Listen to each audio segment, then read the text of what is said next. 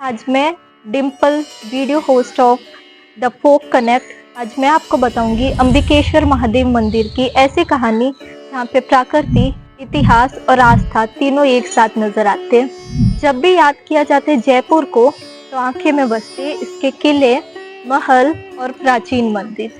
लेकिन जयपुर की कहानी सिर्फ इसके राजाओं या महल तक सीमित नहीं है।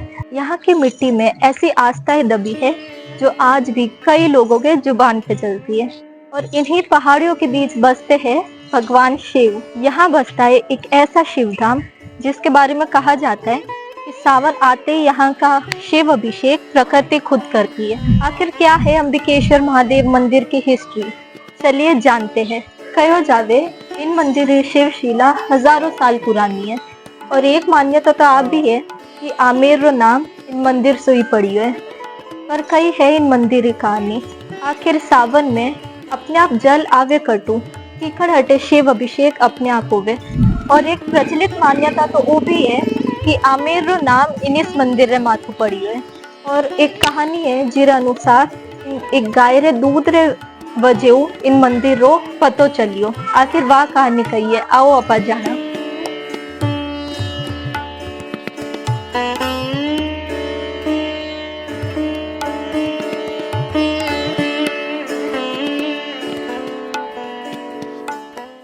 हरिओम। आपका स्वागत है अंबिकेश्वर महादेव मंदिर में।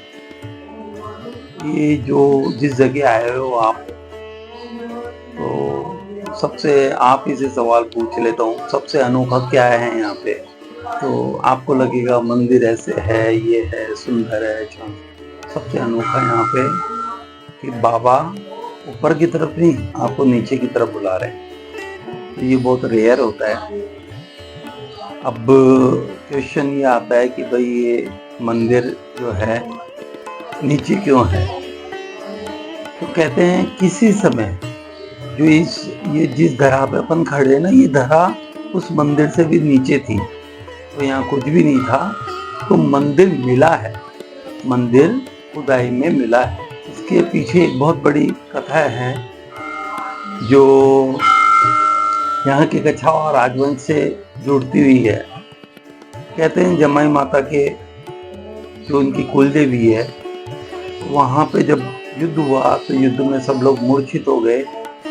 फिर उसके बाद में एक कोई बड़ो माता थी, वो जा रही थी अपनी गाय के साथ में। वो राजा से उसका दुख देखा नहीं गया और उन्होंने बोला कोई बात नहीं, क्योंकि माता को ये पता पड़ गया था कि वो धर्म के लिए निकला है, ये राजा है। क्योंकि राजा जो आए थे वो दूल्हे राय जी, उन्होंने कहते हैं अपना राजपाट वगैरह सब अपने भांजे को दान देके और स्वयं का राजपाट बनाने निकले थे। तो माता को ये ज्ञात हो गया कि ये धर्म के लिए निकले हुए हैं। तो माता ने गाय का दूध धोया। दूध धोने के बाद में उन्होंने सब पे वो दूध छिड़का।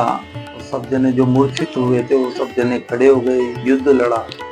युद्ध लड़ने के बाद में कहते हैं कि बाबा उस राजा ने देखा कौन आया था, वो वापस ध्यान में बैठ गए। ध्यान में बैठने के बाद में उन्होंने बोला माँ प्रकट हुई। उन्होंने बोला माँ, बोले मैं आपके क्षेत्र में राज्य स्थापित करना चाहता हूँ। तो कहते हैं माँ ने उस गाय को छोड़ दिया और राजा को ऐसे बोला, जिस जगह ये गाय अपना दूध स्वयं विसर्जन करे उसी जगह, या गाय स्वयं दूध विसर्जन करे उसी जगह फिर राज की स्थापना करनी। कहते हैं यहाँ मेणाओं का राज था, लेकिन अब यहाँ एकदम से कैसे, तो युद्ध तो लड़ना ही था। कहते हैं यहाँ पे युद्ध लड़ा। जब पता पड़ गया कि एक जगह गाय अपना दूध स्वयं विसर्जन करती है, तो उसकी खुदाई हुई। खुदाई के अंदर शिवशिला के रूप में यहाँ भोलेनाथ विराजमान। एक तो ये कथा आती है 1100 साल पुरानी है। लेकिन उससे पहले जो कथा है, कहते हैं श्री कृष्ण भगवान यहाँ पे आके अपने केशों का त्याग करे थे, तो मुंडन हुआ था। अब ऐसा भी कहते हैं श्री कृष्ण भगवान यहाँ पूजा करके गए थे। तो पूजा करने का मतलब हो गया कि मंदिर तो पहले से विद्यमान था। फिर अपन थोड़ा सा इसका और डीप जाते हैं। तो ऐसे कहते हैं राजा अम्बरीश हुआ करते थे, शिव पुराण में उनका लेख है। राजा अम्बरीश ने यहाँ पे तब किया, तो इसीलिए इनका नाम अम्बकेश्वर है। और अम्बकेश्वर से ये आमेर नाम है ना, या आमेर नाम अम्बकेश्वर का ही दिया हुआ है। ऐसा भी कहते हैं कि ये पूरा क्षेत्र अम्बकेश्वर कहलाता था। इसका कारण था, मैं बता दूं कि अपन केदारनाथ जाते हैं, 10 किलोमीटर दूर होते हैं, लेकिन अपन यही बोलते हैं केदारनाथ आए हुए हैं। कोई भी इस क्षेत्र में आता था तो वो बोलता कहाँ हो, तो बोलते थे अम्बकेश्वर है। अम्बकेश्वर का मतलब ये पूरा क्षेत्र अम्बकेश्वर के नाम से जाना जाता था। तो राजा अम्बरीश से अम्बकेश्वर हुए, और अम्बकेश्वर से ये आम्बेर, जो शॉर्ट में नाम है ना, आम्बेर पड़ा। और यहाँ की अद्भुत लीला यही है कि अपार शांति है। कितनी भी भीड़ आए, कुछ भी आए, लेकिन एक अनोखी, एक अद्भुत शांति का आभास होता है। तो मैं तो सभी से यही कहूँगा कि सावन का महीना है, भोलेनाथ का दिन है, यहाँ शांतिपूर्वक आओ, बाबा के एक लोटा जल अर्पण करो, और उसके बाद में, और इस बार पता नहीं बाबा की क्या कृपा है, लेकिन बाबा स्वयं अपना जलाभिषेक करते हैं। तो ये मंदिर, अभी अपन नीचे तो जा सकते हैं ना, लास्ट सावन में तो पूरा सावन नीचे भी नहीं जा सकते थे, क्योंकि बाबा ने जल समाधि ले ली थी, या जल से अभिषेक कर लिया था, तो पानी पानी यहाँ पे। और बाकी मैं ऐसा कुछ नहीं कहूँगा, क्योंकि पुराना नया क्या होता है, क्योंकि मेरा ये सोच है कि ये पत्थर है, ये भी हजारों साल पुराना होगा या लाखों साल पुराना होगा, लेकिन पुराने से क्या मतलब है, और किसने बनाया उससे भी क्या मतलब है। मतलब है उस जगह तब कितना हुआ है। आपने देखा होगा कि सावन में बिलपत्र चढ़ाने का एक बहुत बड़ा महत्व होता है। तो इसमें तीनों की पूजा हो जाती है, मान के चलना आप। क्योंकि बिलपत्र जो, इसके जो पत्ते होते हैं, ये एक अनोखा ही वृक्ष है जिसके अंदर 3 पत्ते होते हैं। एक डाली में 3 पत्ते निकलते हैं। तो ब्रह्मा, विष्णु, महेश, तो जिसकी प्राप्ति करनी है, तो विष्णु तो क्या है, धन धान्य देने वाले हैं, ब्रह्मा आपको स्पेस देने वाले हैं, और भोलेनाथ आपको शांति देने वाले हैं। तो मैं तो यही कहूँगा सभी युवाओं से, सुबह पहले नहा धो के निकलें घर से, और अभी सावन का महीना है, तो कोशिश ये करें कि भगवान के जाएं तो शुद्धता से जाएं।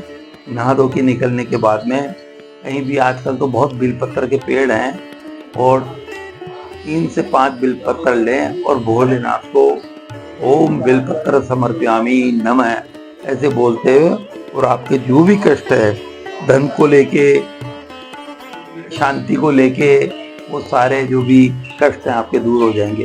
तो इस जगह बहुत ये तपोभूमि है, तो यहाँ आओ, शांतिपूर्वक बाबा के जलाभिषेक करो, और उसके बाद में अपना जो भी है मन की इच्छाएं हैं वो बाबा के, वैसे अंतर्यामी है, इनको अंतर्यामी भी कहते हैं, तो बोलने की कुछ जरूरत नहीं है यहाँ पे, कि अपने आप ही आत्मा को पढ़ लेते हैं। हरिओम। तो इसी के साथ आज की हमारी आस्था, प्रकृति और हिस्ट्री से जुड़ी अम्बिकेश्वर महादेव मंदिर की ये स्टोरी यहाँ पे समाप्त करके, और मैं Dimple, host of the folk connect, जुड़िए रहे हमारे साथ और जानते रहे ऐसी राजस्थान की प्राचीन हिस्ट्री। सब्सक्राइब। Thank you.